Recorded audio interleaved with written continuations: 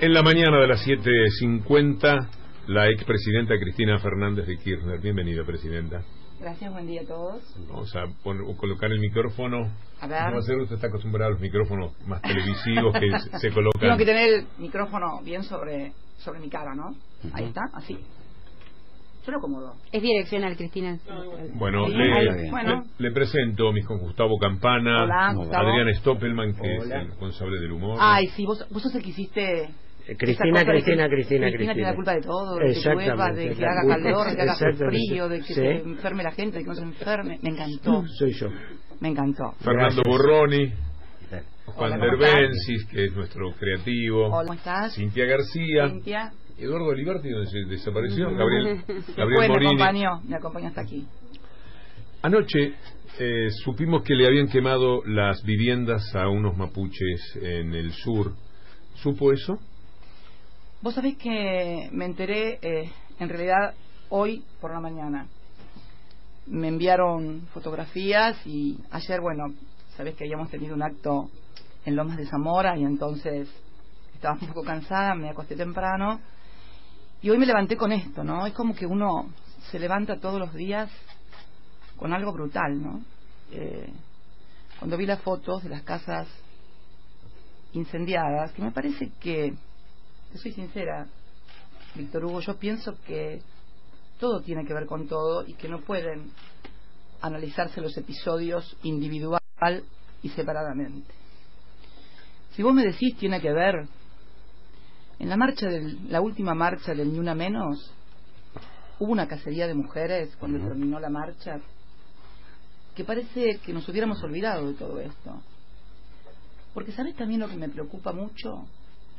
Que la sociedad argentina comience a naturalizar estas cosas, a darlas como, bueno, es normal ser malillo, pero en realidad esto de las viviendas de los mapuches de ayer tiene que ver con el principio de todas las cosas, ¿no?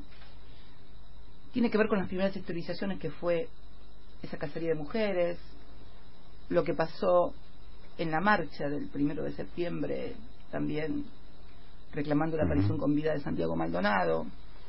Tiene que ver con lo que pasó el otro día, cuando se recordaban los 11 años de la desaparición de Julio López, y todos pudimos verla, no sé si todos, pero los que somos así muy adictos a las redes, vimos cómo se habían registrado imágenes, fotografías, de gente aparentemente manifestante, muy joven, que fue la que lanzó la bomba Molotov contra la legislatura, y luego, seguida por fotógrafos freelance, por camarógrafos, por gente que estaba allí en la marcha, se pudo ver cómo policías motorizados escoltaban hasta la entrada del subte a estos manifestantes. Yo lo vi en las redes, inclusive por un usuario de Twitter que publicó.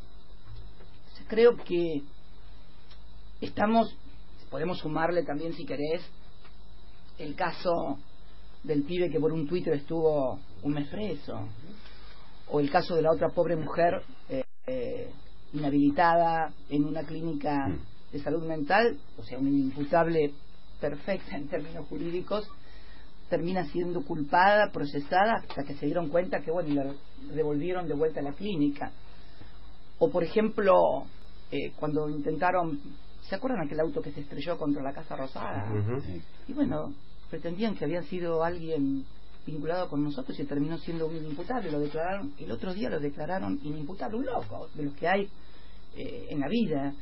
Y si vamos un poquito más, el último matrimonio que tomaron preso, en el cual, con el episodio del explosivo en Indra, un matrimonio que las pruebas de que habrían sido serían que en el Facebook tenían al Indio Solari, eran ricoteros, o una foto de Néstor Kirchner.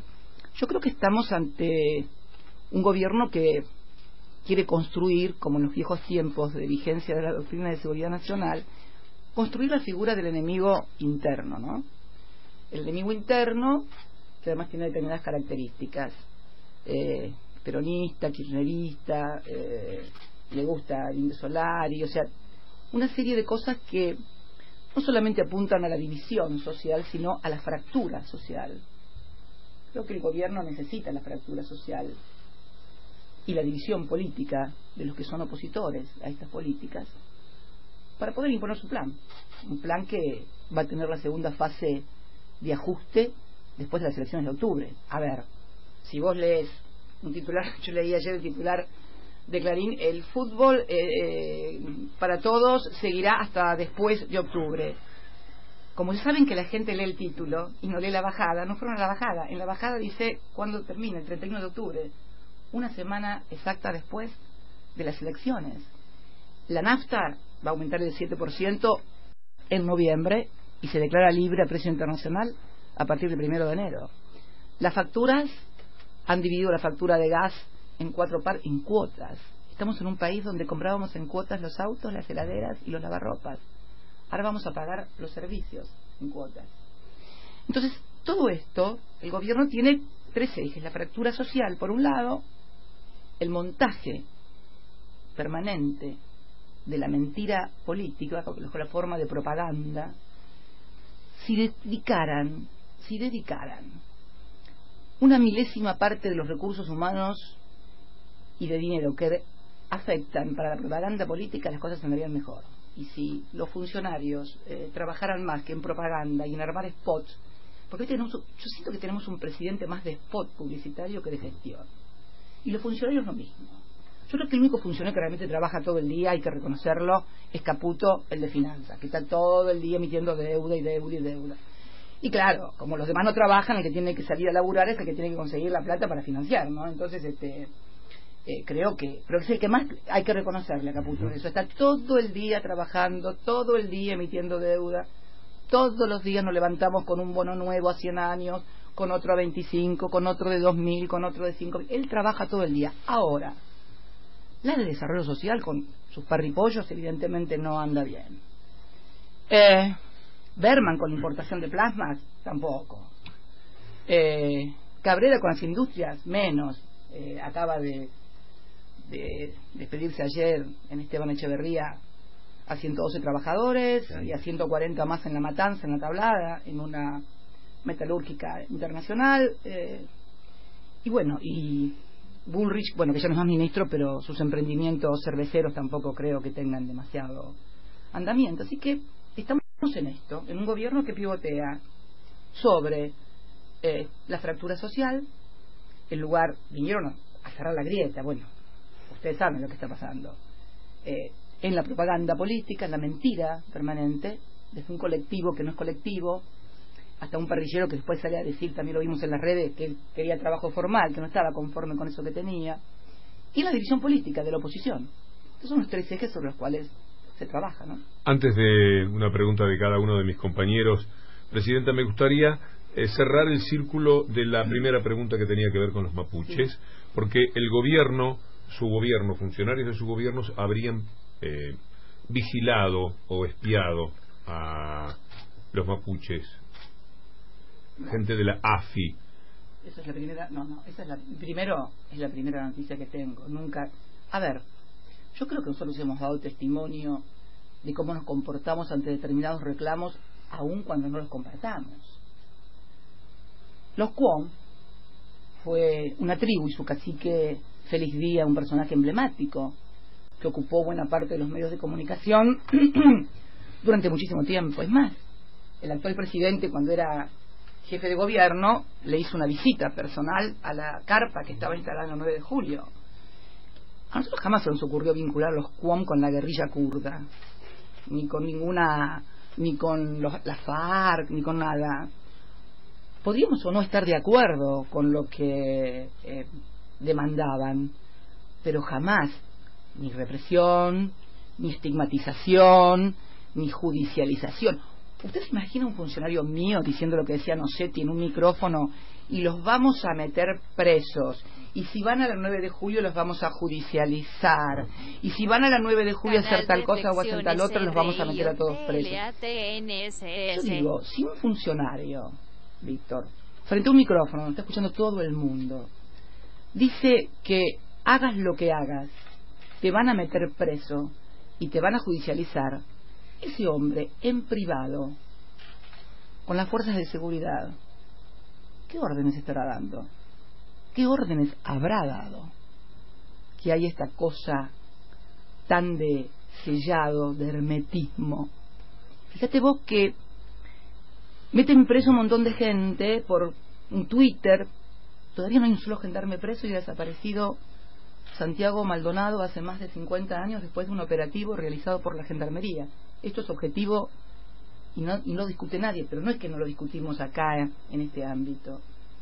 Esto es lo que cree la Comisión Interamericana de Derechos Humanos, lo que cree la ONU, lo que creen los corresponsales extranjeros, lo que cree el mundo. Esto no es una construcción local.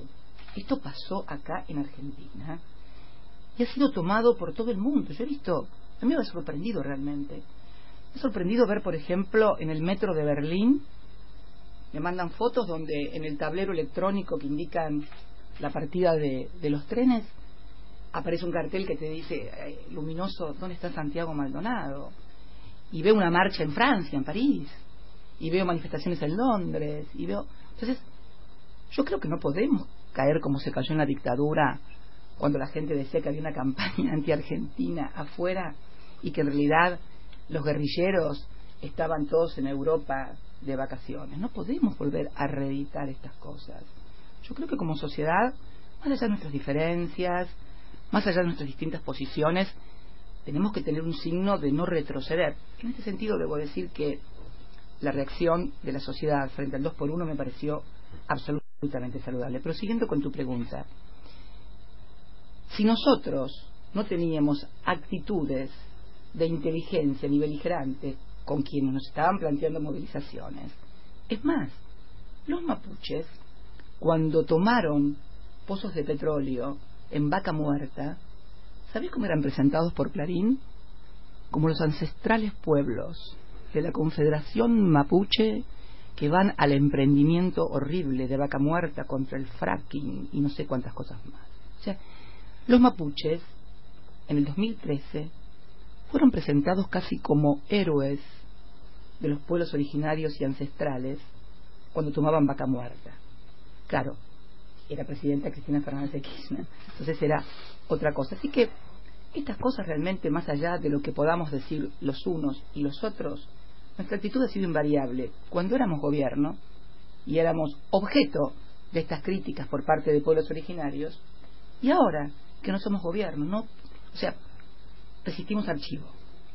Cristina, en medio de ese diagnóstico, y hablaste además el otro día sobre las libertades, ¿no? En la entrevista con Novarecio, y hablaste también de democracia precarizada. Ayer despidieron a Roberto Navarro de C5N. No es el primer hecho de censura desde el gobierno de Mauricio Macri. ¿Cómo calificás el despido de Navarro del grupo y qué pensás, cómo afecta eso en medio de la campaña y qué reflexión sobre las libertades? Bueno, varias cosas. Primero, lo de Navarro no puede verse también como un hecho aislado y único. Yo estaba leyendo recién, cuando venía para acá, creo que lo hizo por Twitter un colega de ustedes, Roberto Caballero, hizo una prolijísima enumeración de los hechos que contra la libertad de expresión y contra los medios de comunicación, la pluralidad y la diversidad, ha violado este gobierno. Por empezar, la modificación a decretazo puro de la ley de medios que fue sancionada en el Congreso por amplias mayorías. Después habla de la precarización, de despidos y precarización de más de 4.500 trabajadores de prensa. Y fundamentalmente el ahogo financiero, judicial, que hay sobre los medios que tienen una voz disidente, que son algo alternativo, porque es obvio que un plan económico de estas características, un plan económico donde todos los días se está despidiendo gente, donde se precariza el trabajo, donde se está planteando que hay que aplicar una ley de flexibilización laboral igual que la de Brasil, porque si no vamos a quedar fuera de competencia, de apertura de importaciones que te mata toda la industria nacional, la estigmatización de movimientos sociales, de sindicatos, y la necesidad de que no haya voces que denuncien estas cosas, que no haya voces como por ejemplo la de Página 12, que pone en la tapa en la tapa de su diario que el hermano del presidente blanqueó 35 millones de dólares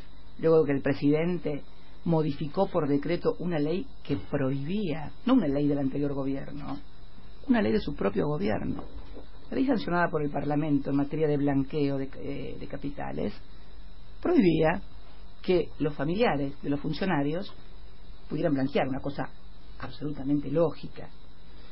Sin embargo, el presidente modificó por decreto esto, había sido condición sine qua non inclusive para la aprobación de la ley en el Parlamento. Modificó por decreto esta ley y luego apareció su hermano blanqueando 35 millones de dólares, su amigo del alma, Nicolás Caputo, también blanqueando otra treintena de millones de dólares, digamos que es el dueño de Edesur. Estamos hablando de concesionarios de obra pública, ¿no? Estamos hablando de, aparte de amigo del alma del presidente, es el dueño o uno de los dueños de Edesur, es además concesionario de obra pública, que no empezó el 10 de diciembre, sino que viene de hace muchas décadas, y también de otro amigo del presidente, 44 millones de dólares, Midling, que es el dueño de otra de las distribuidoras importantes, la que le llega la factura a la gente, Edenor. Entonces, cuando un diario como este, como Página 12, pone en evidencia esto, y entonces vos tenés periodistas que te explican, no solamente protestan porque las facturas suben, porque yo puedo ponerme frente a un micrófono y decir, qué barbaridad, mira cómo suben las facturas, pobre gente, que el 40, que el 50, que el 100. Pero si yo te digo, mira, además de eso, mira el balance de Edenor y mira el balance de Edesur, y fíjate de quién son Edenor y fíjate de quién es Edesur, entonces entendés que el aumento tarifario no tiene que ver únicamente con una cuestión de ajuste presupuestario, sino de beneficio y rentabilidad a los amigos del poder o al propio poder. Cristina, en este momento hay más de 25 escuelas tomadas en la ciudad de Buenos Aires por los chicos, que le están diciendo que no a una reforma educativa. Ahora, recordaba que el gobierno de Mauricio Macri arranca con negar las paritarias libres a los docentes, estigmatizándolos, ofreciéndoles un bono por no ir a un paro, la represión que hubo acá en la ciudad de Buenos Aires con los docentes, la imposibilidad bajo la consigna con los chicos no de discutir, de charlar sobre Santiago Maldonado en las escuelas, y hoy llegamos a esto. Parece que es un punto medular del gobierno nacional, ¿no? Atacar la educación pública. Yo creo que el paso siguiente va a ser, y ya creo que lo es, una ofensiva policial, judicial, sobre todo lo que sea disidencia o expresión de no estar de acuerdo con las cosas que hace el gobierno. Que los estudiantes, que los docentes no puedan participar y debatir de una reforma que los involucre directamente, porque yo escuchaba a los chicos el otro día por la televisión, en las redes. ¿Cómo te van a hacer trabajar 6 meses sin pagarte si vos no querés? Porque vas a la escuela pública. Entonces, como vas a la escuela pública, tenés que trabajar 6 meses de pasantía gratis para las empresas. ¿No les parece que debería ser al menos optativo? Me parece. A ver, a vos lo querés ofrecer como una propuesta de gobierno, ofrecelo como una propuesta de gobierno, pero dejalo que cada pibe decida si lo quiere hacer o no lo quiere hacer, o que le permitas discutir, lo mismo que los docentes, que son los que van a tener que llevar adelante la reforma educativa. Me parece que lo que viene es esto, ¿no? Y sobre todo con el sector juvenil. ¿Por qué? Porque es el sector, no solamente en la Argentina, en la historia del mundo, es el motor, es el que tiene compromisos con el presente y con el futuro, es el que no está atado a clichés, es el que todavía no está en muchos casos, y debemos admitirlo, distorsionado por la interacción de distintos factores que todos conocemos y sabemos. Yo cuando escucho hablar a los pibes de la secundaria, a los que participan, a los que activan, dos razonamientos. Primero me sorprende, escuchando por ahí a otros funcionarios hablar, que son los que deciden sobre la suerte del país, lo escucho a un chico de 5º año, de 4º hablar, construir sus frases, construir la oración, distinguen sujeto y predicado, sintaxis, pueden terminar una idea en 5 minutos sin equivocar, sin interrumpirse. Después escucho algunas otras expresiones, digo, pero deberíamos prestar más atención a estos chicos porque estamos preparando chicos bien preparados para la vida y para la discusión, que fue lo que siempre caracterizó a la sociedad argentina frente al resto de Latinoamérica, nuestra educación. Mira, el otro día estuve en Berazategui, estuve en una reunión de docentes de Berazategui, directivos, directores, inspectores y docentes al frente de aula o cátedra. Y la verdad que yo les decía que nuestra sociedad, merced de la 1420, la educación pública y gratuita, merced también a corrientes migratorias europeas en toda la primera parte que nos importaron saberes, oficios y cosas que no sucedían en otros países de Latinoamérica, sumado también a una ingesta considerable de proteínas vacunas que ha caracterizado siempre a nuestra sociedad. Todo esto junto ha producido una sociedad y recursos humanos altamente capacitados en Argentina, que son reconocidos de esta manera en todo el mundo. Vas a México y encontrás miles de ejecutivos, los Argenmex les dicen, miles de ejecutivos que se distinguen por su capacidad. Lo he charlado yo siendo presidenta con CEOs de multinacionales importantísimas como DirecTV o Telefónica, donde nos hablaban de la capacitación de los recursos argentinos.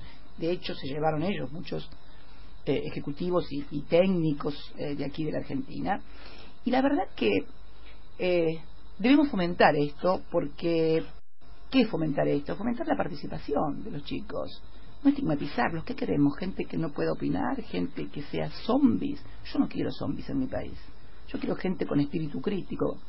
Creo que la educación que nos dieron a nosotros y que fue muy criticada, enciclopedista, abstracta, pero era un pararte frente al mundo, era un tener capacidad de crítica, una capacidad. Yo me acuerdo, nosotros éramos jóvenes y los diarios decían cualquier cosa. O sea, ustedes acuérdense que cuando yo era joven estaba prohibida la actividad política en Argentina, había proscripciones, y los diarios decían lo que el gobierno militar quería que dijeran, y la radio lo mismo, y la televisión lo mismo, y sin embargo nosotros podíamos ver más allá de lo que nos decían o nos vendían. Y no hablo de nosotros únicamente militantes o peronistas, en general la sociedad, desde radicales, tenían una mirada crítica sobre eso. Yo creo que era todo producto también de esa educación que hemos recibido. Así que esto es lo que pienso, ¿no? Que la educación no puede ser censurada, que la educación no puede ser obturada, no puede ser amputada. Esto es lo que siento.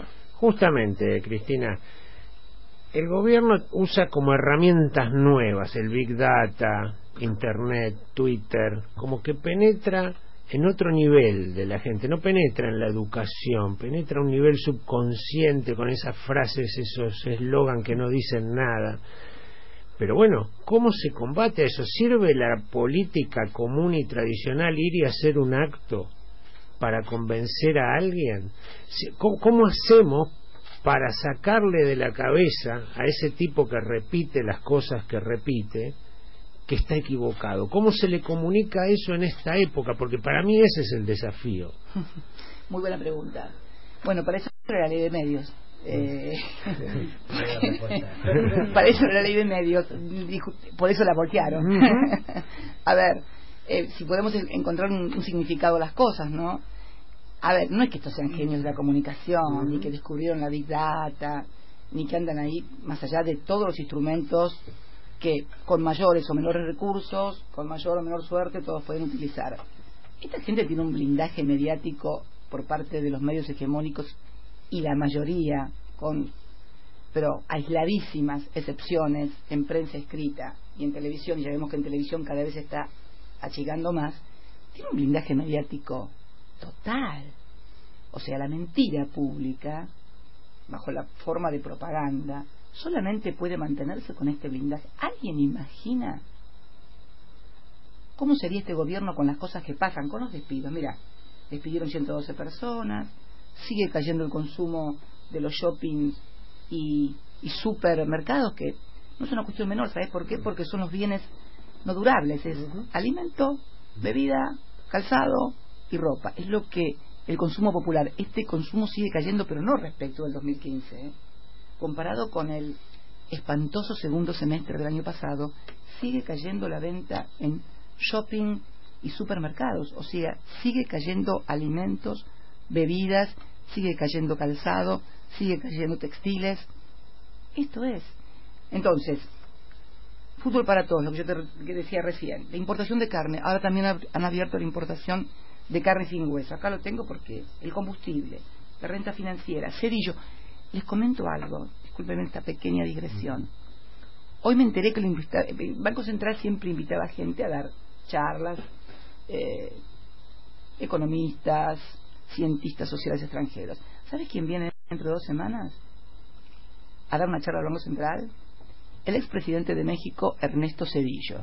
Yo no sé si ustedes lo recuerdan, pero este hombre, que viene a dar charlas a nuestro Banco Central, fue el que eliminó todos los controles cambiarios y se produjo el tequila.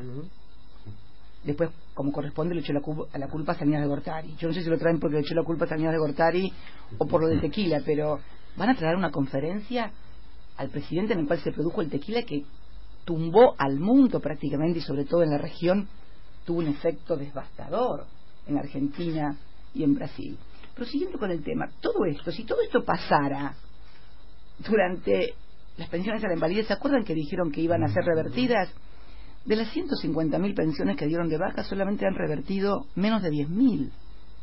Menos de 10.000, o sea, la gente da por sentado que la noticia aparece, las revirtieron, bueno, y después todavía la gente sigue haciendo trámites y no cobran las pensiones. Entonces, si todo esto fuera tomado por los medios hegemónicos en un 10% de lo que era la intensidad del periodismo de guerra durante nuestra gestión, ¿ustedes creen que al gobierno le iría tan bien o le iría bien con más Big Data? ¿Qué Big Data?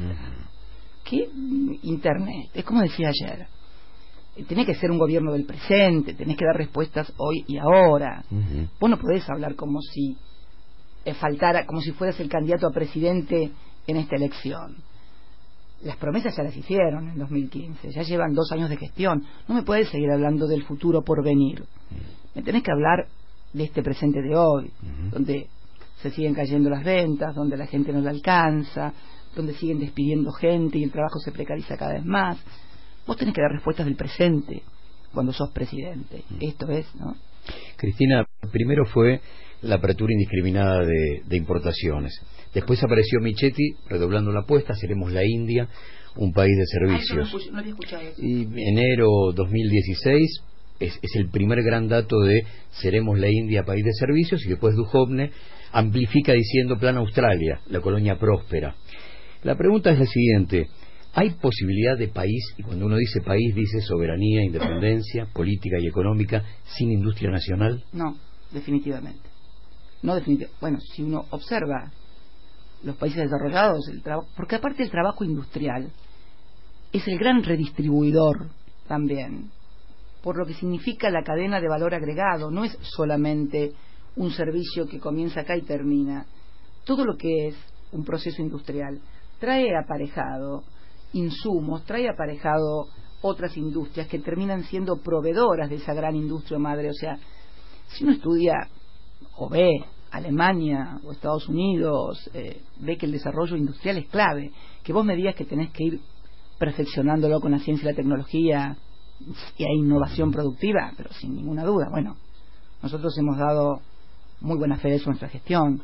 Nunca se había invertido en ciencia y tecnología como se hizo durante nuestra gestión. Es más, creamos un ministerio. Es más, pusimos 2 satélites en el aire de construcción argentina. Es más, éramos proveedores de reactores nucleares donde le ganamos a países como Francia, cuando fuimos por ejemplo a Australia, mira vos, claro.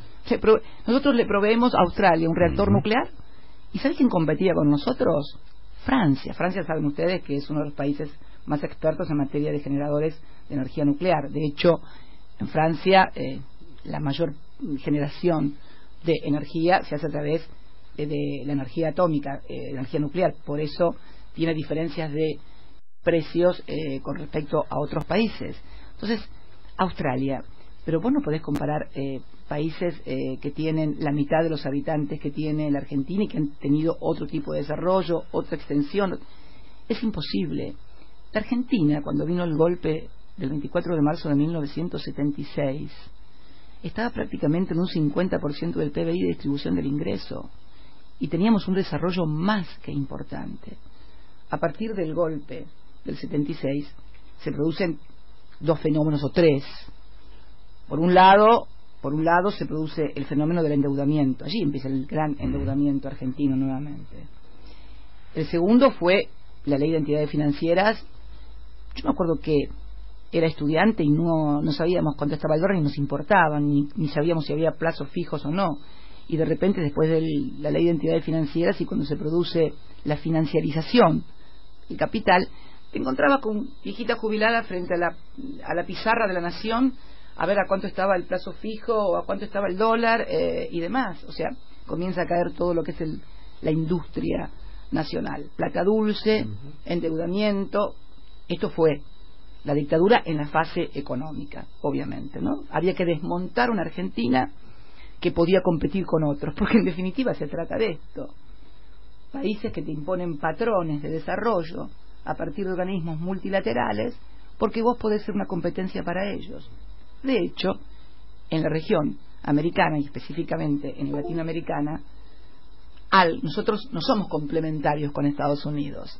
Nunca tuvimos una economía complementaria con Estados Unidos, al contrario, siempre hubo una competencia. Obviamente, entonces, el desmontar la posibilidad de una Argentina industrial, de una Argentina con energía nuclear. Vos fíjate que lo primero que hacen todos estos gobiernos es el tema de lo nuclear.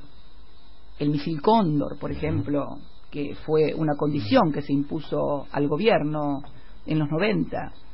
Teníamos un desarrollo de armamento en Argentina. Esto es industria. Por ahí la gente lo piensa, uy, pero teníamos armas. Perdón, la industria de armas es una de las más importantes y rentables del mundo. Anda a Estados Unidos a atacar a algunos de los estados donde ellos desarrollan su industria armamentística. Pero por favor.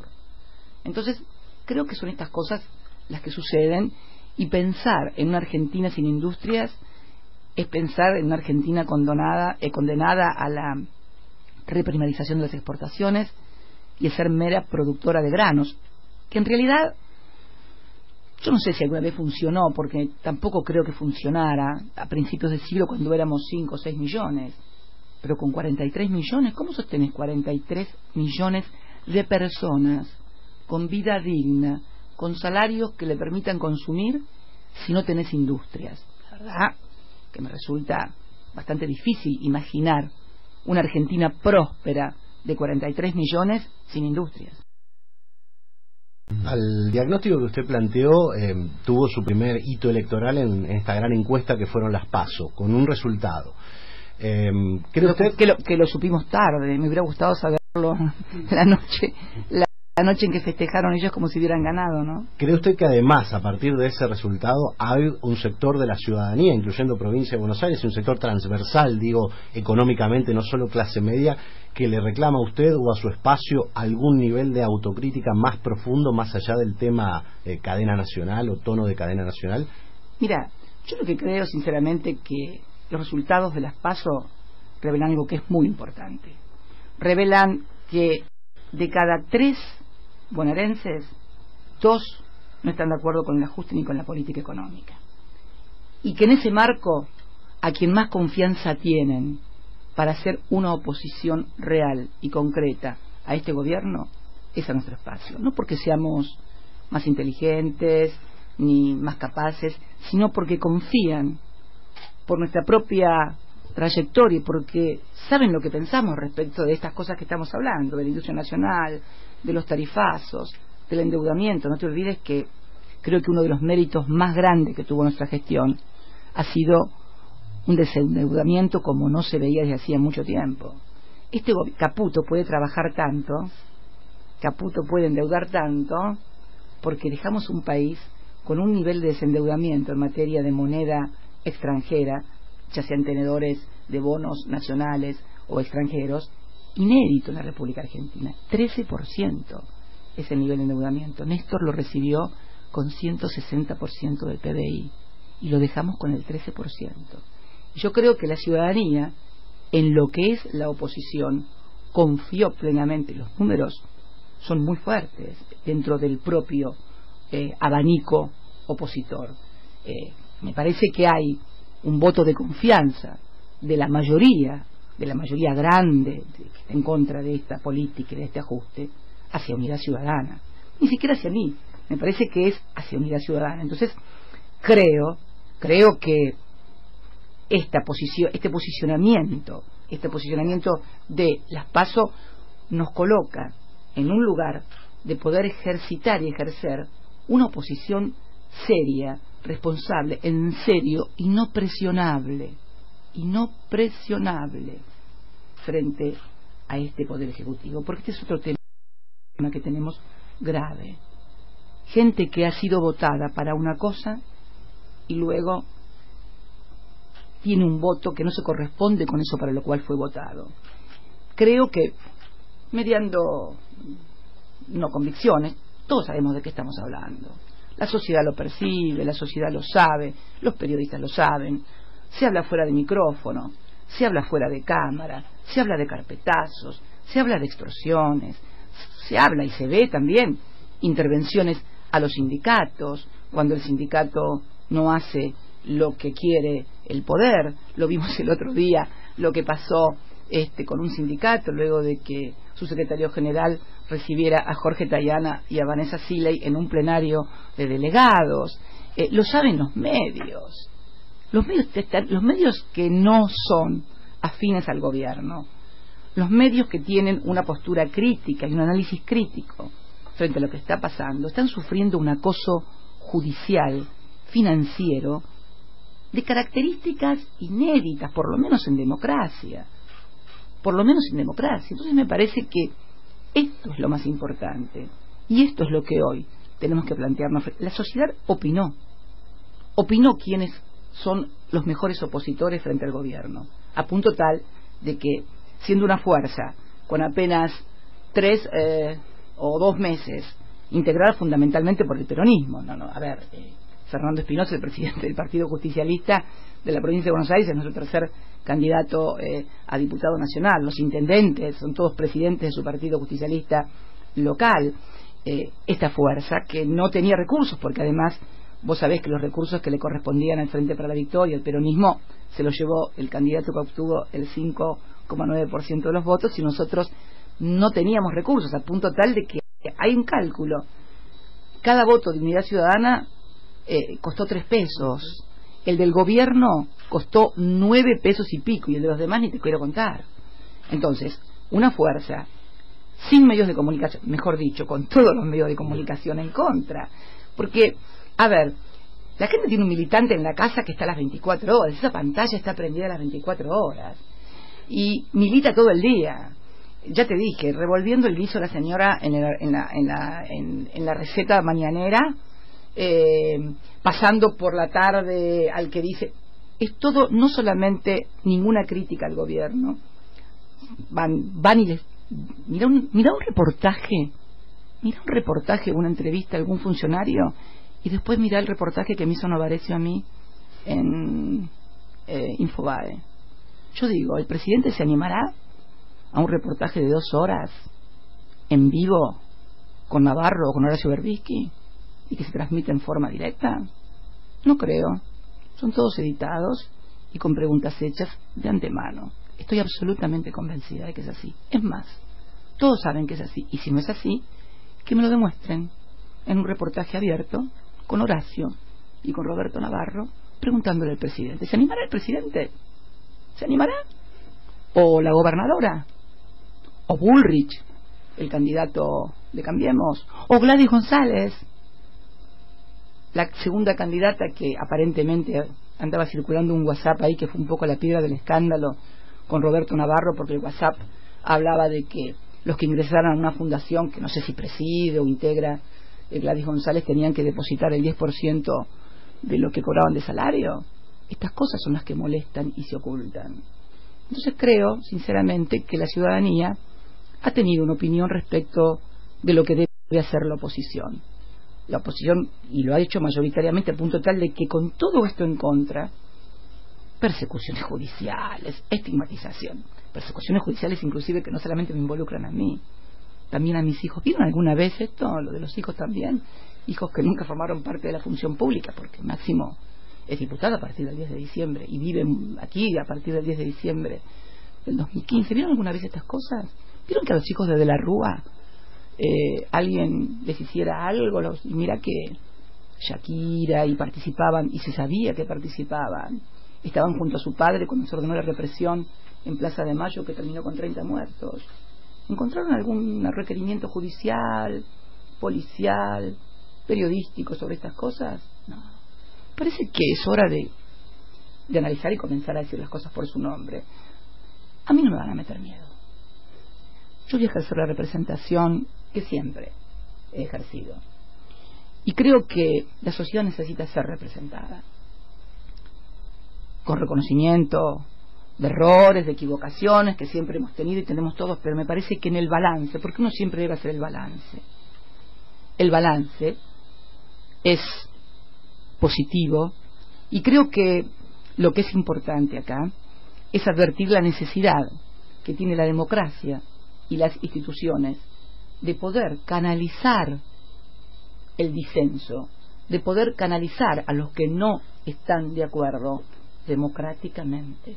Este es el gran desafío que tiene la sociedad argentina, no el gobierno. El gobierno va a insistir, por lo que estoy viendo. Yo cuando veo hoy a la mañana, lo que comentaba Víctor Hugo, incendiar las casas de los mapuches, ¿esto es la Argentina que realmente quieran? Yo la verdad que no puedo creer que los argentinos puedan justificar que se estén incendiando casas de los que piensan diferente, porque en todo caso que le hagan un juicio, que si cometieron algún delito, en fin, pero incendiar, ¿qué es esto de incendiar? Hay mucha gente que le echa leña al fuego en ese sentido. Sí. Los jueces federales que no habían dicho una sola palabra, por ejemplo en el tema Freiler, que no habían dicho una sola palabra de nada en 5 meses de constituido, sacaron un comunicado ayer en el que les repugnaba que los mapuches fueran a una toma no violenta del juzgado de Otranto a reclamar porque habían sido avasallados en sus dignidades el día anterior. La expresión incluso que le repugna a la justicia y la exigencia de todo tipo de medidas contra los mapuches me parece que es inspiradora de lo que pasó a la noche cuando algunos locos, más locos que ellos, incendiaron las casas, las pobres casas de los mapuches. A mí la escena me parte el corazón, porque es no tener nada en un lugar donde hay muy poco, y que vayan contra sus hogares, que cuando volvían los encuentros incendiados me pareció ya un estado de malicia insoportable. Crueldad, ¿no? Casi. No había leído ni tenía noticias del comunicado de jueces federales, no me extraña absolutamente nada. Así es como estamos. Pero me parece que esto lo decíamos ayer cuando estábamos en Lomas de Zamora, que fuimos a festejar el día del jubilado y la jubilada, había mucho realmente, y además había también jóvenes. Me parece que de esto se trata, ¿no? El 22 de octubre, de votar por el presente y por el hoy, por lo que está pasando. Y la verdad es que una sociedad, te vuelvo a repetir, en la que pasa esto de los indios mapuches y que le queman las casas, de una pareja que la mete en presa y no tiene nada que ver con el mundo porque tenía el Indio Solar y una foto de Néstor Kirchner, o una pobre señora loca que además es la hermana del vocero presidencial, presa, un pibe de un contador, el caso, un contador que está preso porque mandó una carta diciendo que el alquiler, en lugar de pagarlo ahí, tenían que pagarlo en una cuenta. ¿Alguien puede pensar que puede ser privado de la libertad una persona que ejerce su función de contador público nada más y que le manda una carta a un inquilino diciendo, no que le manden la plata a Panamá, que le manden que depositen la plata en una cuenta de un banco del lugar donde vive el inquilino, donde está la casa? Que esta persona esté privada de la libertad, obviamente que no tiene absolutamente nada que ver con lo que hizo.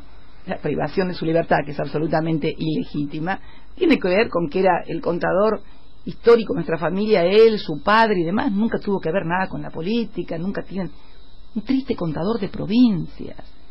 En ese sentido estamos en la Argentina, y van a pasar, si la gente no advierte esto, cosas peores, porque yo me pregunto, siempre pregunto, ay, usted no tiene miedo que le pase tal cosa, y yo le pregunto a los que nos están escuchando, y ellos no, ustedes los que nos están escuchando, no tienen miedo que un día al pasar por una manifestación te agarren y te lleven presos, porque yo estuve viendo los testimonios de gente que cayó presa en la movilización, en esa represión que hubo del 1 de septiembre, y había gente anti-K entre los que cayeron presos. Había un fotógrafo de medios alternativos que era un manifiesto opositor a nuestro gobierno. No es que los que fueron ahí estaban de acuerdo con nosotros, ni con el gobierno, ni con... No, hay gente que está de acuerdo con los derechos humanos.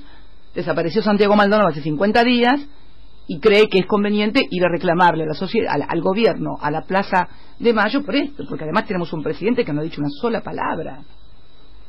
Y cuando suceden hechos que conmocionan a la sociedad, el presidente debe hablar. Entonces, no tiene miedo a nadie que un día se le ocurra mirándole el Facebook que tiene tal cosa, y entonces piensen que como necesitan crear un enemigo y un monstruo en común, te vayan a buscar y te metan preso. Yo creo que cuando estas cosas pasan así en forma indiscriminada, la sociedad tiene que abrir los ojos y parar la oreja.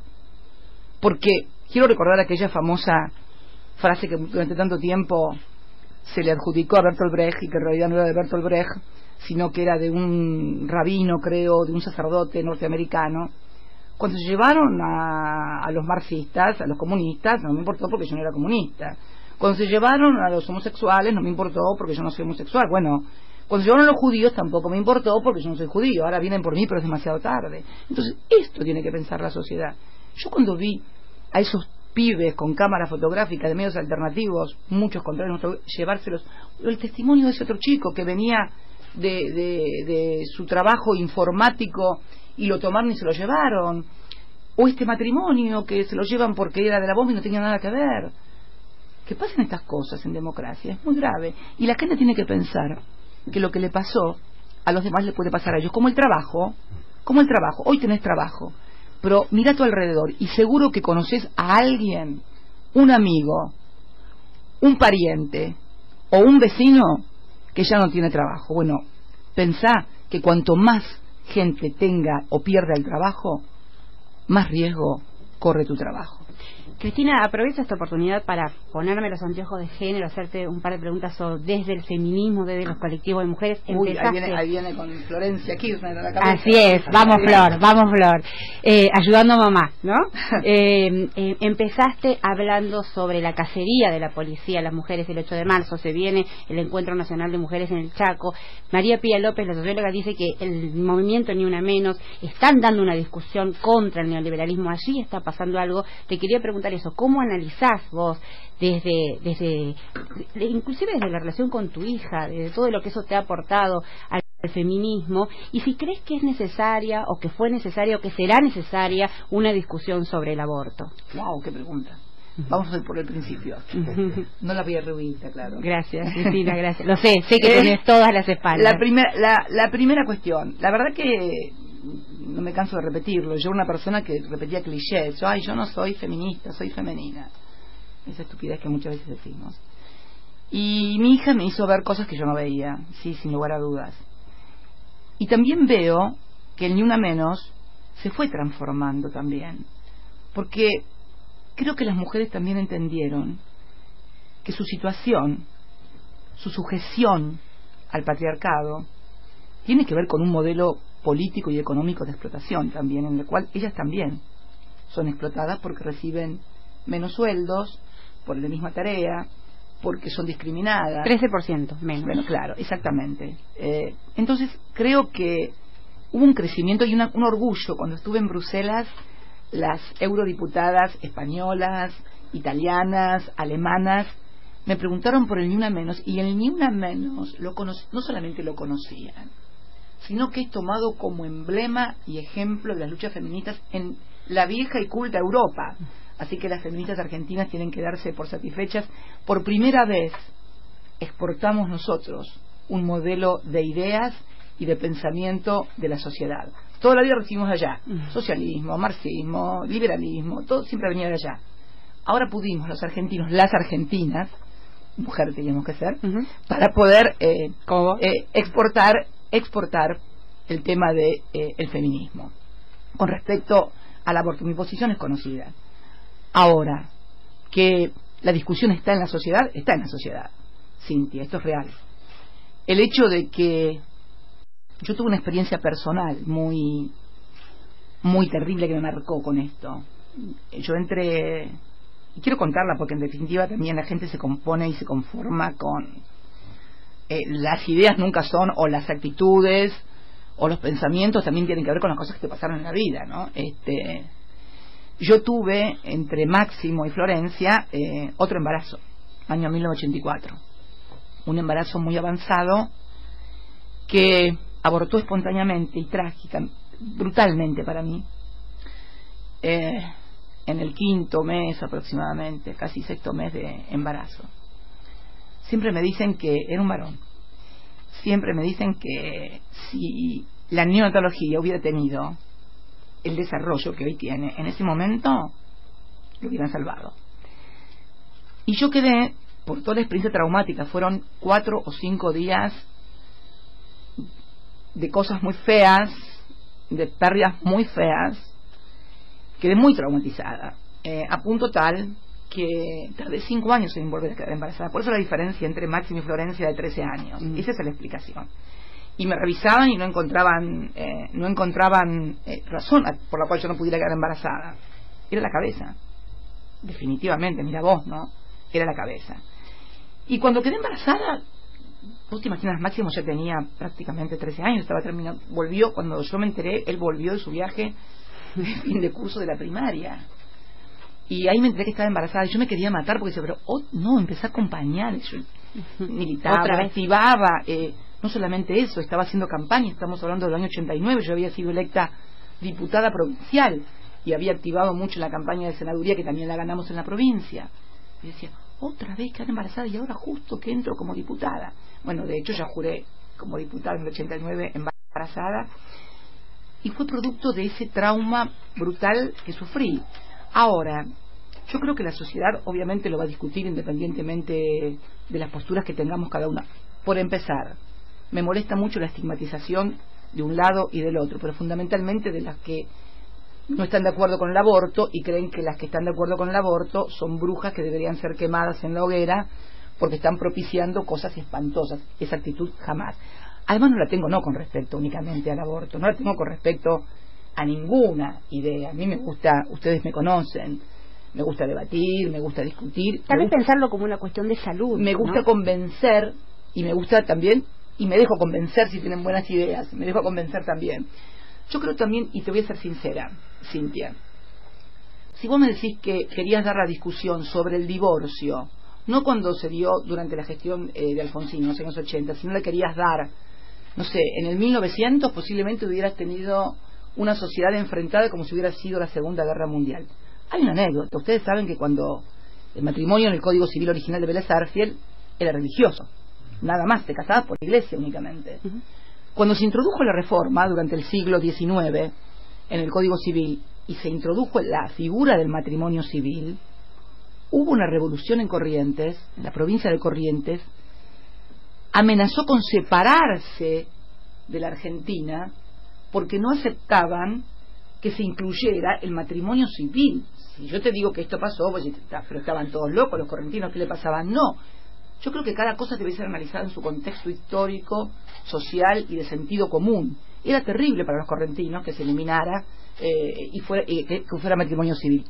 Lo mismo pasó con el divorcio. Si vos acordate que Perón lo puso en la famosa ley Ómnibus 14.394 y después, cuando vino el golpe de Estado de la fusiladora, lo eliminaron el divorcio porque la sociedad estaba dividida en esto de religiosos. Yo creo que cuando se pueda dar esta discusión en un marco civilizado, sin estigmatizaciones, el Congreso lo va a receptar, porque el Congreso siempre termina receptando en algún momento cuando la sociedad ya lo ha aceptado previamente. Lo que es imposible es discutirlo parlamentariamente, discutirlo en ámbitos institucionales si la sociedad no lo ha procesado. Y yo siento, sinceramente, Cintia, puedo estar equivocada, lo admito. Siento que todavía el proceso sería violento y de enfrentamiento y que la sociedad no lo ha procesado. Por ahí estoy equivocada, lo admito. Pero es mi percepción. Recomendar, a propósito de esta charla, un capítulo, recomiendo todo el libro escrito por Sandra Russo sobre usted, porque esto que ha contado está contenido en el libro y está maravillosamente dicho por Sandra, a la que aprovecho ya que la menciono para mandarle un saludo. 1, 2, 3, 4 por lo menos. No sé, Cintia, que es la más emprendedora, si tiene alguna pregunta. A ver si nos caben 4 preguntas más. No sé cómo está de tiempo. Todo el tiempo para ustedes. Aparte llueve. Está lindo. No tenemos para hacer actos. No tenemos para hacer actos tradicionales. Algo metafórica la primavera. Es el día, ¿no?, de la primavera. Pero una primavera, bueno, pero tiene su encanto. También el día del estudiante también. A mí me encanta. Amo la lluvia. Amo la lluvia. Ah, mire. Amo la Estamos lluvia. Si me das a elegir entre un día de sol y un día de lluvia, no lo dudo. Un día de lluvia. Ah, yo también. Sí. Señor Fernando Borroni. Diputada, senadora, presidenta electa 2 veces. Y mujer argentina. Y mujer argentina. Vamos, Cristina. Acusada de todo. Oh. Acusado que a veces uno hasta le da pudor repetirlo. Falta Kennedy nada más. Sí. Falta el asesinato de Kennedy. Pero no solamente usted, recién lo decía, se meten con los hijos, ¿no? Cambia un poco el escenario ahí. Y de pronto, un 9 de diciembre, donde, si se quiere, tenía cerrada la historia. Una transformación de la Argentina indiscutible, una plaza que rebalsó, estaba cerrada la historia. El sur, Calafate, la familia, el nieto. Vos, disculpa, me pareces Francis Fukuyama, se acabó la historia. Ahí voy, pero déjenme. La historia no se acabó. ¿Qué es lo que más motiva? Seguramente como animal político de toda la vida hay una respuesta fácil, pero ¿qué es lo que más motiva esta vuelta de Cristina? ¿Con qué nuevos desafíos? Porque creo que son permanentes, ¿no? Me acordaba, y cierro con esto, y me acordaba de aquel discurso el 1 de marzo en el Congreso.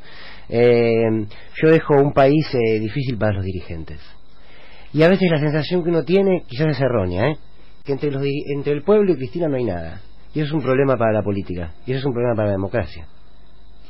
Porque yo creo sinceramente que hay una representación política vacante. Se ve, se nota. Hay una representación política vacante. Y creo que vos, si estuviste en esa plaza o como periodista y le escuchaste, me habrás escuchado también decir algo, que lo que nunca voy a dejar de ser en mi vida va a ser militante. A ver, mi vocación por la participación política, mi compromiso, pero no como dirigente, porque yo siempre me acuerdo cuando estaba sentada el día que Néstor juró como presidente, 25 de mayo del 2003, 30 años exactos de haber estado en la plaza como... Es una parábola muy fuerte. Entonces, a ver, vos me decís, y yo te agrego, diputada provincial, senadora, 2 veces presidenta, la primera mujer, cosas que pasan. Lo que nunca pasa es la acción que vos tenés de la sociedad y cómo te ves vos y cuál es tu rol y qué tenés que hacer en la vida para no pasar nada más. Nunca me interesó pasar por la vida únicamente. Me importa pasar dejando algo, dejando ideas, dejando testimonios de que se pueden hacer cosas diferentes. Me cabe el honor de representar al género siendo presidenta. Creo que es un aporte. Por ahí las feministas todavía no me lo reconocen del todo. Cada vez más, me lo reconocen cada vez más. Pero chicas, deberían hacerlo, porque tuvieron la primera presidenta mujer y no las hizo quedar mal. La reeligieron por el 54% de los votos. Creo que es un aporte muy fuerte para el feminismo. Un aporte, por ejemplo, podría ser Cristina, senadora. Ya eso más o menos parece estar como que va a pasar. Puede ser Cristina Tayana, puede ser Cristina sola. Ahora termina la elección, se saben los resultados. ¿Qué hacemos? ¿Cómo frenamos esto? Porque me parece que nosotros, muchas de las personas de a pie, nos preguntamos, ok, todo bien, hay que frenar el ajuste, lo tenemos claro. ¿Cómo? Porque no se ve cómo. ¿Cómo sí? A ver, me parece que, primero, tenemos claro que el presidente es presidente hasta el 2019, ¿no? Eso está claro.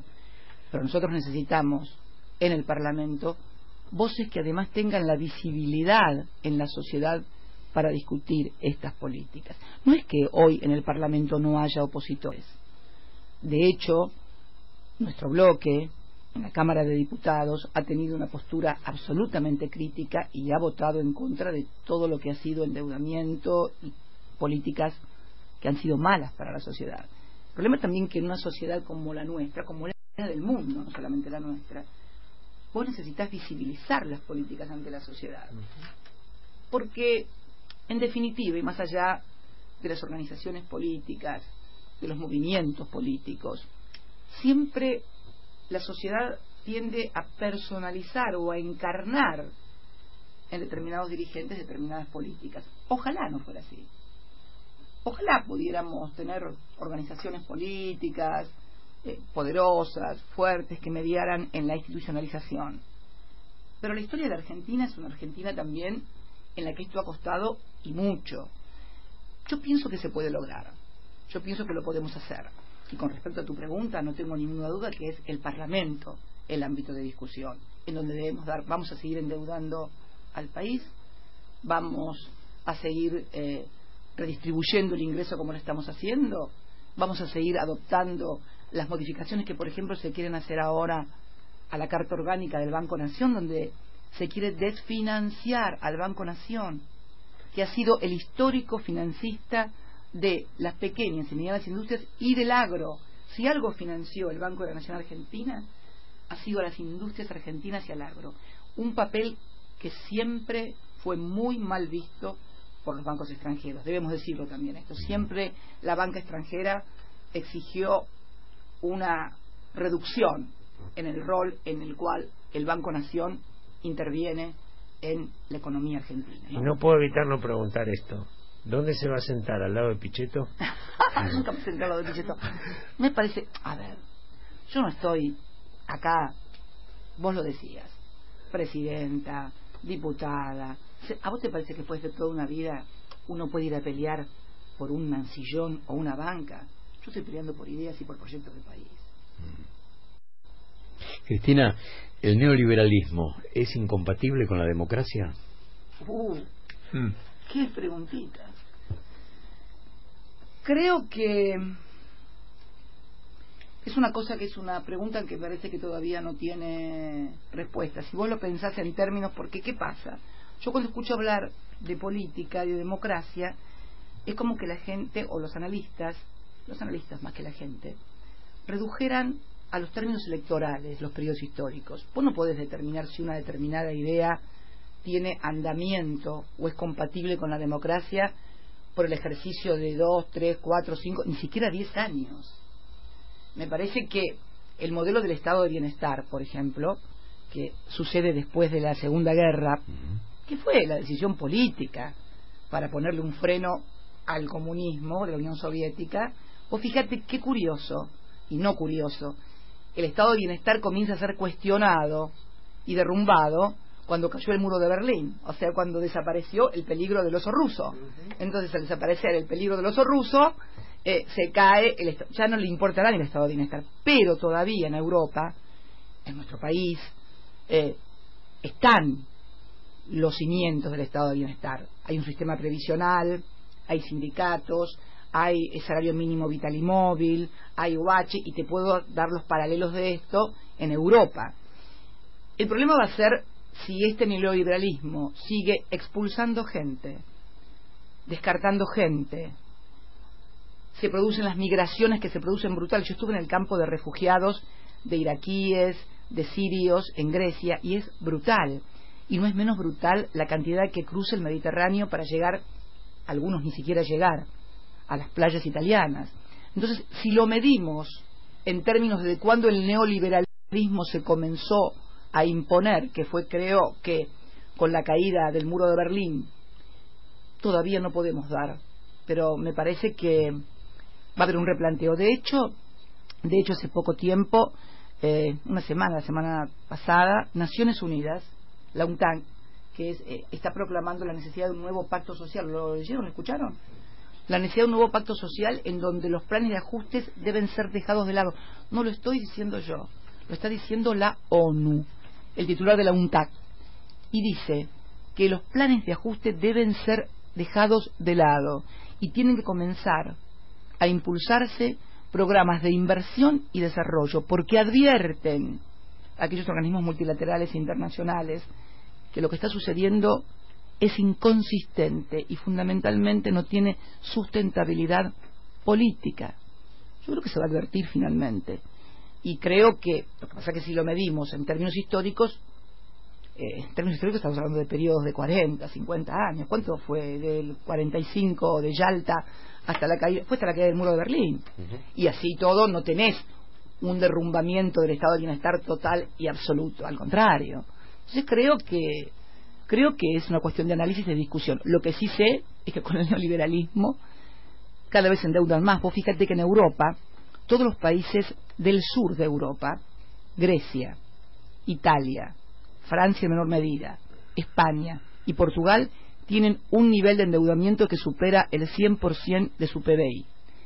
Y los países del norte, Alemania, Holanda, los nórdicos, todos tienen superávit fiscal.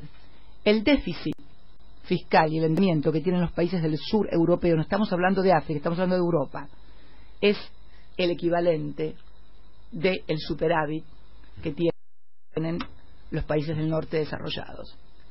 Nada es neutral y todo hace juego con todo. Presidenta, nos quedan 5 minutos a nosotros, al menos, ¿no? Algún tipo de instrucción. Ahí todos quieren una pregunta. ¿Cuál quieres preguntar vos? Yo le quiero preguntar por el debate. Cristina, dijiste que ibas a debatir en Berazategui. La pregunta es, ¿vas a debatir con Bullrich y con Randazzo? Yo creo que, y lo dije claramente, es importante el debate y creo que hay que debatir organizado no por empresas privadas, sino organizado por nuestras universidades públicas nacionales, que además en todas tienen carreras de comunicación, audiovisual, de periodismo, etcétera. Me parece que este es el ámbito, y creo sí también que hay que discutir de las cosas que le interesan a la sociedad. Esas discusiones en los sets de televisión de los políticos hablando de bueyes perdidos o de internas o de cosas, en fin, me parece que nada más alejado de lo que la sociedad está demandando y necesitando, aun cuando no lo advierta, aun cuando resulta divertido esos programas de muchos panelistas donde todos se pelean y gritan y hablan y donde nadie saca nada en concreto, simplemente se quedan con imágenes que en el fondo no hacen más que seguir denostando la actividad política, ¿no? Porque en definitiva me parece que esto es el gran objetivo del neoliberalismo, la paradoja de que los que se llevan la plata son unos y los políticos son los responsables de las crisis. Resulta ser que con el neoliberalismo el mercado decide la asignación de recursos, decide las políticas económicas, estas fracasan y después el problema son de los políticos que no han sabido gestionar bien. Entonces tiran a este político, ¡pum!, viene otro, a lo mejor de un partido parecido o similar, o que le daba mejor el coaching, pero el neoliberalismo siempre está como el sol. El mercado siempre decide quién se lleva la plata, cuánto se lleva, cuánto le dan, especulación, no especulación, y los políticos son los que cargan con el costo del fracaso, no de las políticas, sino del sistema neoliberal. Esta es la gran paradoja, tan aceitado y tan inteligente, que nadie advierte que lo que en realidad está mal no es la política, sino esta orientación neoliberal de la política y de la sociedad. Mira qué bárbaros que son. Ellos se quedan con todo y los culpables son los políticos. Fantástico. En cualquier escenario usted va a ser senadora. ¿Imagina con este tema que veníamos hablando de la progresión de las causas judiciales un escenario donde quizás a usted se la quiera expulsar de la Cámara Alta? No, mira, de este gobierno uno puede esperar cualquier cosa, pero contestar sobre cosas que todavía no sucedieron para mañana darles un título, no, déjalos. ¿Le provoca nostalgia la lucha para que la gente se corriese al peso y dejase el dólar de lado? El mes pasado fue el mes en el que más dólares, más gente compró en la historia de la Argentina. Y usted hizo un esfuerzo en el que caben 3 o 4 de las causas judiciales que tiene. Usted podría tener 51 millones de pesos a la cotización del dólar ahora de los 3 millones que puso a disposición, y en aquel momento habrá sacado 12, que con los intereses no llegan ni a 20. O sea que ha perdido, por aquello que quiso decir, unos 30 millones de pesos. Así es. Para apostar a algo, permítame decirlo de esta manera, qué frustración, ¿no? Mira... No su dinero, Víctor, sino el esfuerzo. El esfuerzo. Mira, Víctor, Yo creo sinceramente que el problema de la dolarización cultural de la Argentina, porque el problema de la dolarización en la Argentina no es un problema económico. La dolarización es cultural en Argentina. Vos vas a Brasil, anda a Brasil a intentar a comprar o a pagar algo con $1, te sacan volando, pero a Chile. Vos en Chile tenés que pagar con la moneda chilena, en Brasil tenés que pagar con la moneda, en el único lugar donde tenés que pagar con dólares es en Ecuador, pero ¿por qué? El dólar es su moneda, o sea, el gobierno de Ecuador debe recibir las remesas de dólares que le manda la Reserva Federal porque ellos tienen moneda dólar, pero fuera de eso, en cualquier otro país, y acá en la Argentina se desesperan por el dólar. Una vez cuando discutía esto me dijeron, bueno, lo que pasa que es con el tema de los cambios de gobierno y del cambio de las políticas, que la gente no tiene certezas, no tiene seguridad. Yo no sé si es el huevo o la gallina, ¿no? Pero que el problema es una dolarización cultural, la de la Argentina, no me cabe ninguna duda. Y que además, muchas veces, es impulsada también políticamente para lograr corridas o efectos. No puedo olvidarme la corrida que le hicieron a Alfonsín y que produjo el proceso hiperinflacionario, que fue producto de una venganza del mercado cuando el Banco Central les había dicho que no iban a devaluar y devaluaron el lunes. ¿Se acuerdan que hubo? Era Marcelo Lacorte, creo, el presidente del Banco Central, si mal no recuerdo. Entonces creo también que hay imponderables en el medio, pero creo sí que el problema del dólar es un problema de carácter cultural. Y además, discúlpame, en la economía también es un factor que siempre produce estrangulamiento del sector externo en procesos de industrialización, como los que llevó el peronismo en el año 45 en adelante. Mejor dicho, ya venía el proceso de industrialización y sustitución de importaciones producto de la Segunda Guerra Mundial. O sea, Argentina tuvo que comenzar a producir cosas porque no venían los bienes de capital de Europa, porque Europa producía para la guerra. Esto produjo en la Argentina, con los saberes y con los oficios, y empujó una sustitución de importaciones que luego fue muy acentuada también durante el peronismo, que fue el mismo problema también durante nuestro gobierno y durante todo gobierno que apueste a un proceso de industrialización y de valor agregado. Hay un momento que se produce un estrangulamiento en el sector externo, producto de que ese proceso de industrialización te demanda bienes de capital que vos todavía no producís en la Argentina, que tenés que traer y que obviamente los pagás en dólares. Al mismo tiempo, mira vos la paradoja, la movilidad social que va produciendo ese proceso de sustitución de importaciones con el trabajo industrial de gente con más y mejores salarios, producto de esa dolarización cultural, también comienza a fondearse ahorrando en dólares. Entonces, el estrangulamiento se produce en un momento donde vos tenés a los industriales que te demandan dólares porque tienen que seguir con el proceso de importación de bienes de capitales o de insumos o de royalties, porque no tenemos todo el desarrollo completo, y por el otro lado los beneficiarios de esas políticas, los trabajadores, los comerciantes, los pequeños y medianos industriales, también quieren dólares porque creen que es la moneda segura, y se produce el estrangulamiento del sector externo. No voy a seguir es un tema muy complejo, pero esto es lo que ha pasado históricamente. Pero vuelvo a reiterar, la dolarización obedece a un comportamiento cultural, no tengo dudas. Quiero invitarlos por lo menos, ya que ellos me están diciendo que siga un poco más a Claudio Villarruel y a Bernardo Llorente, para formular también alguna pregunta, porque de alguna manera esa satisfacción la quieren tener todos, y quiero también que venga Paula Orman. Yo tengo dos más, las tenemos todos en realidad, son preguntas de... Una es sobre algo que ha dicho Carrió, que dice que a Nisman lo mató su gobierno, y usted sabe que estamos en el umbral de una manifestación de gendarmería, desde mi punto de vista tocando fondo, como uno no podía imaginarlo, de decir que a Nisman lo mataron y lo mataron 2 personas, etcétera. A esto reapareció justo porque había estado de vacaciones Carrió hoy, agregándole que lo mató su gobierno. ¿Quiere hacer algún comentario o la quiere dejar pasar? Mire, me parece puede que... decir paso, No, yo no paso nunca. No, yo lo dije ya el otro día cuando estuve en la entrevista que tuvimos en Infobae con Novarecio. Me parece que ya le respondió a Novarecio que aún cuando está en las antípodas de mi pensamiento es una persona mucho más lógica y mucho más sensata. No, me parece un disparate mayúsculo. El Papa no merece responder, es un disparate mayor. Bueno, como tantísimos otros que hemos escuchado.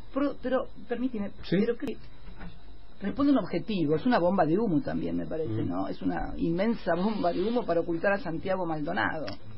Sí, o capacidad de daño, ¿no? O capacidad de daño, pero yo creo que fundamentalmente lo de Santiago Maldonado, porque la pregunta que se le va a seguir haciendo a Gendarmería y al gobierno es ¿dónde está Santiago Maldonado? Esta me parece que es la pregunta que deben responder. Al Papa lo han atacado muchísimo y la sensación que hay es que, como la quiere usted, lo ha pagado muy caro. ¿Tuvo alguna vez esa sensación?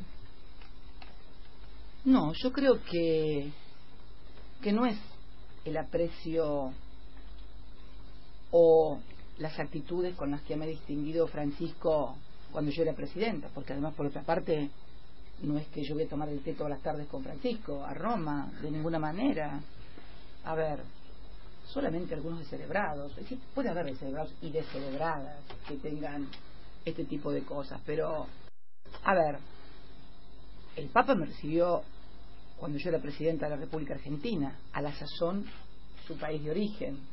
No me parece que esto pueda ser interpretado como un gesto, como una actitud de preferencia o de nada, es simplemente un gesto institucional. El Papa recibe a presidentes y cómo no va a recibir a quien preside su país, en donde además obviamente la relación personal no es lo mismo que vos recibas a un amigo que recibas a una persona que nunca conociste. O sea, no porque yo sea amiga del Papa, sino porque es el Papa argentino que recibe al presidente de su país. Además de lo que es la situación global o las políticas que podemos opinar, tenemos también charlas comunes del barrio, podría decirse, que si nuestro barrio sería la Argentina. Es como dos personas del mismo barrio que se encuentran de repente, una siendo presidenta y otro siendo el Papa, nada más ni nada menos. Entonces, naturalmente hay gestos, hay conversaciones que duran más que con otros, porque hay más cosas de las que hablar, hay más cosas de las que charlar. Obviamente que el Papa va a tener más cosas para charlar conmigo o con cualquier presidente, si realmente es de su país, y además de eso también tiene una mirada claro a los problemas, porque no es solamente el hecho de que yo sea del país, es que yo estoy de acuerdo con Laudato Si, estamos de acuerdo con la condena al neoliberalismo. Entonces, además del barrio, tenemos el pensamiento de lo que pensamos respecto del neoliberalismo, la cultura del descarte, etcétera, etcétera, ¿no? Cristina, le quería preguntar si alguna vez Perdona que no te presenté. No, está bien. No merece, esa voz no merece presentación, se presenta sola. Le quería preguntar si alguna vez sintió que tenía el poder.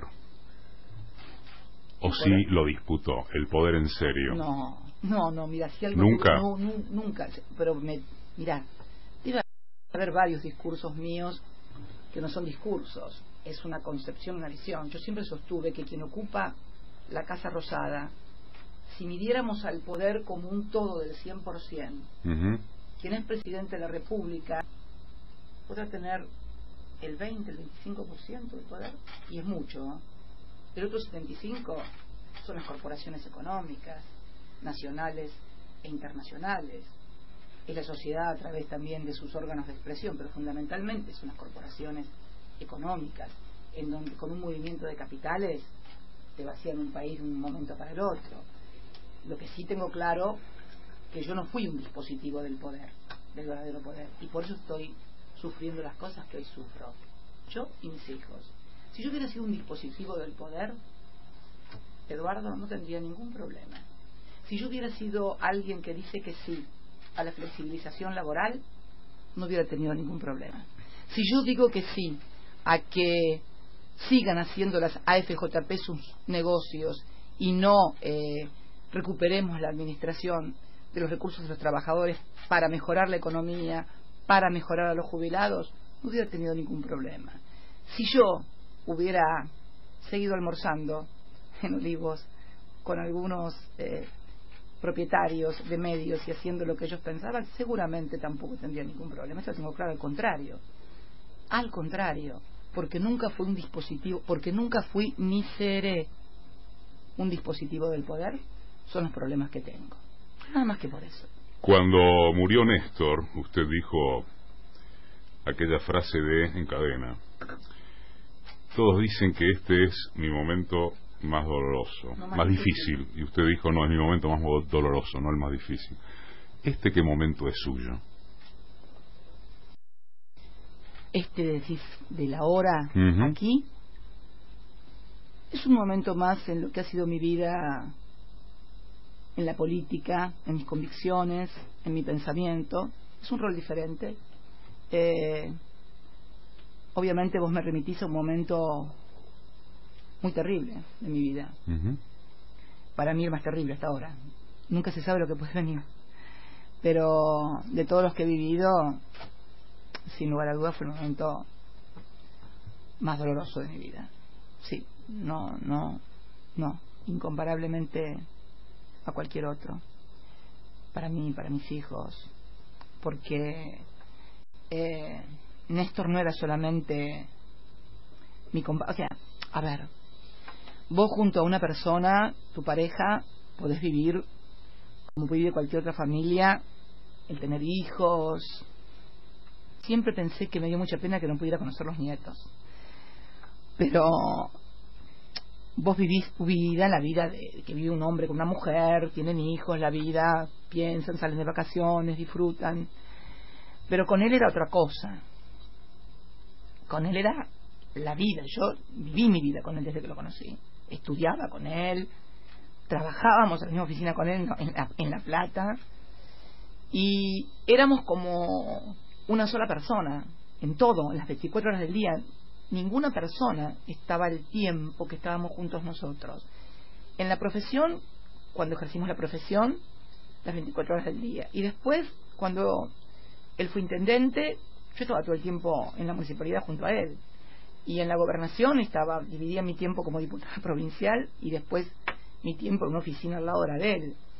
Y después, cuando fue presidente, también, no estaba en la Rosada, pero Néstor fue un hombre que siempre almorzó y cenó conmigo. Siempre, era presidente, pero él siempre almorzaba y cenaba conmigo. Era abogado y almorzaba y cenaba conmigo. Era intendente y almorzaba y cenaba conmigo. Era gobernador, almorzaba y cenaba conmigo. Es muy difícil transmitir lo que nosotros vivimos juntos. En algún momento podríamos darle continuidad, pero yo creo que ha sido muy generosa. Gracias. en venir esa decisión que nos provocaba. Aquí están Claudio Villarruel y Bernarda Llorenta. Hola, además Bernarda. Cumpliendo 1000 programas en el día de hoy. ¿Cómo están? Cumpliendo 1000 programas. Hoy cumplimos 1000 programas, estamos re felices. Y mirá quién trajimos. Mirá quién está ahí. ¡Al columnista! Jorge Tayana. No quiero abusar, pero usted permitiría que hagamos un cambio de equipo. ¿Se siente? No. Eso es trampa. Eso es trampa. Eso es trampa porque me ponen. Yo tengo que seguir jugando yo de titular y me ponen. No, Víctor Hugo, vivimos. No, es un placer. Hola, ¿qué tal? ¿Cómo estás? Qué gusto, qué placer. Bernarda, ¿cómo andas, querida? ¿Se conocen? Sí, nos conocemos. No, Víctor Y Hugo. Jorge Tayana, para quien está escuchando y no saben a quién es. Vos, esto es tuyo. Nosotros estamos ahí, hoy No. festejamos los 1000 programas y ya nos dieron hasta Dolina seguimos. La dirección lo autorizó. Nosotros en realidad todo lo que buscamos era un saludo de Cristina. Y la foto, A los claro. programas. Un Y la saludo foto, para. Bueno, pero vale. Cristina vino por acá. Claro. Bueno, así que nada, felicitarlos porque son muy talentosos. Yo quiero hablar un poquito de Jorge y de Bernarda también, ¿no? Porque así como hablaba recién de Néstor y de mí, siempre el compañero de uno se parece. Yo siempre digo que el que duerme con alguien se parece, por lo menos si duerme mucho tiempo.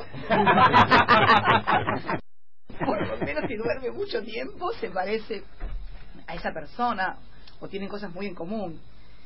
Y la verdad que cuando uno lo conoce a Jorge, yo lo cargaba el otro día de la CTI, en Florencio Varela, porque me había enterado que los compañeros de militancia le decían el canciller. Yo pensaba que esos modos de él eran los que había adquirido. Yo pensé esos modos así ceremoniosos y tranquilo y siempre conciliador y escuchando a uno, los había adquirido en la Cancillería, en la carrera diplomática, bueno, pero parece que le venía en la ADN y sus compañeros de militancia le llamaban el canciller.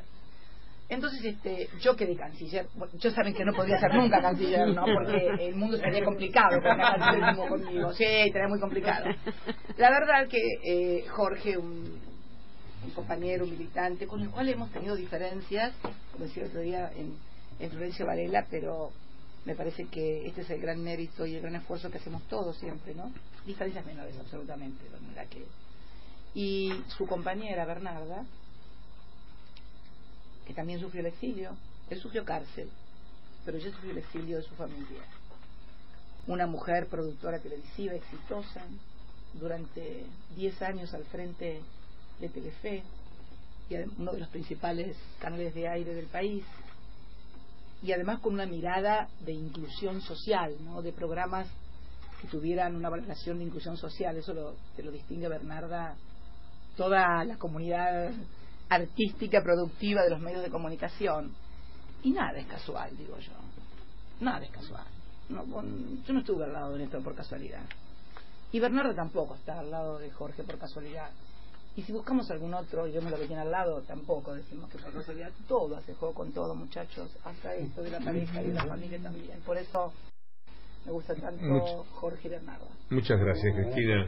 Muchas gracias por todo. Ha sido una sorpresa. A mí me llenó de... Fuimos trending topic, Víctor Hugo, trending topic por primera vez el programa de la mañana. No tiene idea lo que significa que hoy a las 8 menos cuarto de la mañana mi compañero Julián Capazo con Paula Orman dice: te tenemos que decir algo que no te pude decir anoche porque no te encontramos, estaba en un boliche mirando música. Dice: viene la presidenta. ¿A dónde? Bueno, ya lo conté, no voy a tener la misma... Decir la expresidenta. Sí. Presidenta, mandato cumplido. Si no van a no, ya sé que todo, pero acá con este clima de época que hay, donde nos quieren echar la culpa de que llueve, de todo, van a decir, fíjate vos, como no es usurpando el título. Está usurpando el título, y lo tengo a Bonadío seguro con una denuncia de usurpación de títulos y honores en cualquier momento, ¿no? Por favor. Pero no es culpa, lo digo yo, expresidenta. ¿No es culpa suya que llueve? Algunas veces no.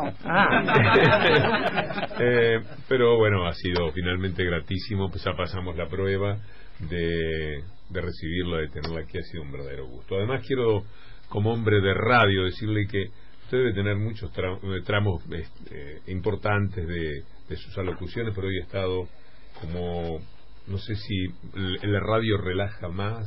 No, es el clima que uno crea. Es el clima que ustedes crean. Bueno, pero ha sido extraordinario escucharla. Me pasó ayer cuando entré a Lomas de Zamora. Iba con una idea de lo que iba a decir y no sé por qué razón, aunque sí lo sé, porque había escuchado antes unos discursos de alguien y entonces entré y la energía positiva se nota. Y cuando uno entra a un lugar y ve energía positiva, que no quiere decir que piensen igual que uno, energía positiva, la actitud de escuchar y de reflexionar, no de agredir y atacar. Es otra cuestión también, y permítanme decirles, es una de las cosas que también me llama la atención. Ustedes no quisieron debatir ni pelear conmigo, ustedes me preguntaron cosas y yo pude opinar. Seguramente estarán de acuerdo con unas, no estarán de acuerdo con otras, tendrán dudas en otras, pero esta es yo la diferencia que veo muchas veces cuando te esperan para atacarte y para discutirte y para debatir y para ganarte la discusión. Y realmente un entrevistado, un periodista, y esto por favor no quiero dar clases de periodismo a nadie, pero creo que lo que la gente tiene que escuchar es el entrevistado. Primero por una cuestión de respeto de quien te escucha, te mira o te lee porque se supone que tiene el coeficiente intelectual adecuado para evaluar si lo que está diciendo es correcto, no es correcto, está de acuerdo, no está de acuerdo. No tenés que vos intermediar y decirle, pero mire que además tal cosa. Entonces, creo que también hay una cosa muy... Yo suelo decir otro día al colega de ustedes, Novarecio, esa cosa autorreferencial donde el periodista siempre termina hablando de él y no del que está entrevistado, ¿no? Que es una deformación, me parece, ¿no? Que es una, por ahí estoy equivocada, es una deformación profesional. Yo sentí que querían preguntarme cosas y escuchar lo que yo decía. Y cuando uno siente que le quieren preguntar cosas y escuchar lo que uno dice y no agredir ni atacar y está un poquito mejor, pero me parece que si pudiéramos lo mismo en todos los aspectos de la vida, no solamente en una mesa periodística, si pudiéramos, a ver, no estoy de acuerdo con tal cosa, y terminar de escuchar lo que uno está diciendo, y el otro decir, pero mira qué tal otra. Creo que en todos los ámbitos, Víctor, chicos, chicas, no solamente en una mesa de periodismo, en una mesa de diputados, en una mesa de senadores, y donde además las cosas que se dijeran tuvieran clivaje y anclaje en cosas reales y concretas, y no en mentira y propaganda únicamente para crear sentido común o para crear un enemigo común. Me parece que esta es la clave de cómo podemos comenzar a abordar los grandes problemas que tenemos los argentinos. Alguien tercia en la discusión sobre presidenta o expresidenta y dice, sigue siendo presidenta en mi corazón. Y eso es algo especial. Muchas gracias, Cristina. Gracias a ustedes. Muchas Víctor, gracias. y a todos y Qué todas. buen arranque de 1000 programas que Está diciéndolo Claudio.